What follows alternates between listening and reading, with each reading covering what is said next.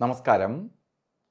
ആചാര്യ visual മീഡിയയുടെ പുതിയ ഒരു എപ്പിസോഡിലേക്ക് എല്ലാ മാന്യ പ്രേക്ഷകർക്കും സുസ്വാഗതം. ഇന്ന് ആചാര്യ വിഷ്വൽ മീഡിയയിലൂടെ നമ്മൾ പറഞ്ഞു വരുന്നത് പുതുവർഷത്തെക്കുറിച്ചാണ്. പുതുവർഷം എന്ന് പറയുമ്പോൾ ചിങ്ങമാസം ആരംഭിക്കാൻ പോവുകയാണ്.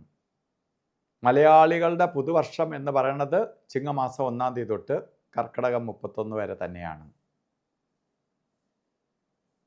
അപ്പോൾ ഇവിടെ പുതുവർഷത്തെക്കുറിച്ച് നമുക്ക് ചിന്തിക്കുമ്പോൾ ഓരോ രാശിക്കാർക്കും ഈ പുതുവർഷത്തിൽ ഗ്രഹനില പ്രകാരം ഏതൊക്കെ ദുരിതങ്ങളോ അല്ലെങ്കിൽ നല്ലതോ ഒക്കെ ഉണ്ട്. നമ്മൾ ഇതിൽ പറയുന്നത് കോമൺ ആയിട്ടാണെങ്കിൽ പോലും നമുക്ക് 100% അവരവരുടെ ജാതകവും കൂടി കണ്ടാൽ മാത്രമേ നമുക്ക് പറയാൻ പറ്റുള്ളൂ. ആർക്കും, കാരണം ജാതകത്തിൽ ഗ്രഹങ്ങൾ അത്ര സപ്പോർട്ടീവ് ആണെങ്കിൽ ഇതൊന്നും അധികമായിട്ട് ബാധിക്കുക. എന്നാൽ നല്ലൊരു ശതമാനം പേർക്കും, ഒരു 50% പേർക്കും ഈ ഗ്രഹങ്ങളുടെ മാറ്റം കൊണ്ട് ഫലങ്ങൾ അനുഭവിക്കേണ്ടി വരും.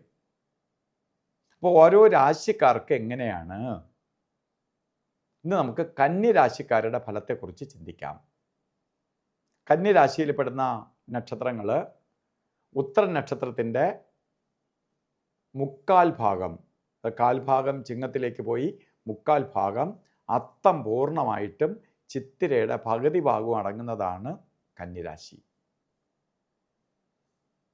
കന്നിരാശിക്കാർക്ക് ശരിക്ക് പറയുകയാണെങ്കിൽ സുഖദുഃഖ സമ്മിശ്ര ഫലത്തെ തന്നെ പ്രദാനം ചെയ്തു തരുള്ളൂ. ഒന്ന്, ശനി കണ്ടകശനി രൂപത്തിൽ നടന്നുകൊണ്ടിരിക്കുകയാണ്.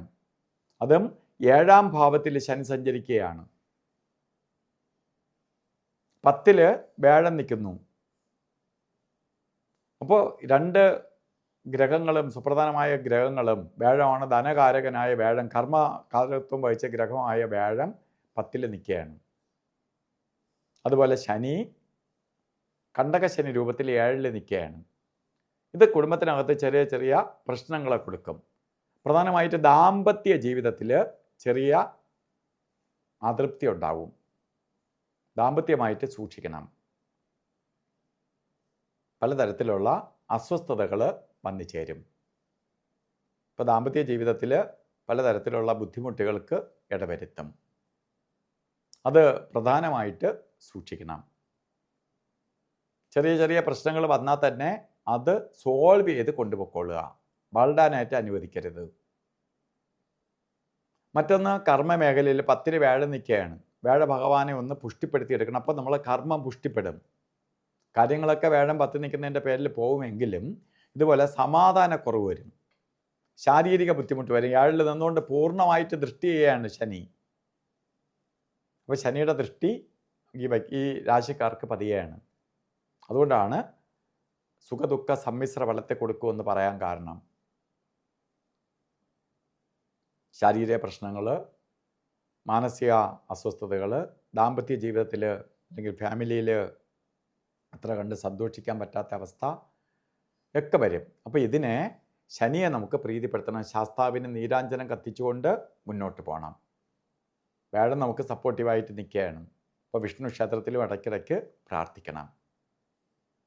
അപ്പോൾ നമുക്ക് ഈ ദോഷത്തിൽ നിന്ന് നമുക്ക് അതിജീവിച്ച് പോകാൻ സാധിക്കും. അതുപോലെ തന്നെ ഈ ചാനൽ സബ്സ്ക്രൈബ് ചെയ്തിട്ടില്ലെങ്കിൽ സബ്സ്ക്രൈബ് ചെയ്യുക, ബെൽ ബട്ടണും കൂടി അമർത്തുക. നിങ്ങൾക്ക് ഈ വീഡിയോ ഇഷ്ടപ്പെട്ടിട്ടുണ്ടെങ്കിൽ ഇതേ രാശിയിലുള്ള ആൾക്കാർ വരുന്ന ചെന്ന് പെടാതിരിക്കാൻ വേണ്ടി അവർക്കും കൂടി അയച്ചു കൊടുക്കുക, ഷെയറും കൂടി ചെയ്യുക. പലപ്പോഴും പലരും പറയുന്ന ഒന്നാണ്, വിളിച്ചാൽ കിട്ടുന്നില്ല. പലപ്പോഴും വിളിച്ച് എടുക്കാൻ തന്നെ പറ്റത്തില്ല. കാരണം സമയപരിധി കൊണ്ട് പലപ്പോഴും നമുക്ക് അത് ചെയ്യാൻ പറ്റാതെ വരും. കാരണം വിദേശത്ത് തന്നെ, വിദേശ മലയാളികളുടെ അഭ്യർത്ഥന മാനിച്ചുകൊണ്ട് ദുബായിലെ കരാമ എന്ന് പറഞ്ഞ സ്ഥലത്ത് പൂജാസ് ജൂവലറി ട്രേഡിംഗ് LLC എന്ന് പറഞ്ഞ സ്ഥാപനം നടത്തുന്നുണ്ട്.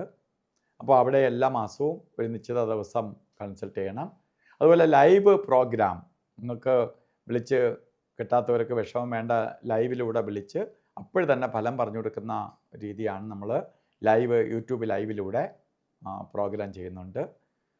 അപ്പോൾ അങ്ങനെ വിഷമിക്കേണ്ട, നമുക്ക് കിട്ടാത്തവർക്ക് ഉള്ള പരിഹാരവും കൂടി ഉണ്ട്.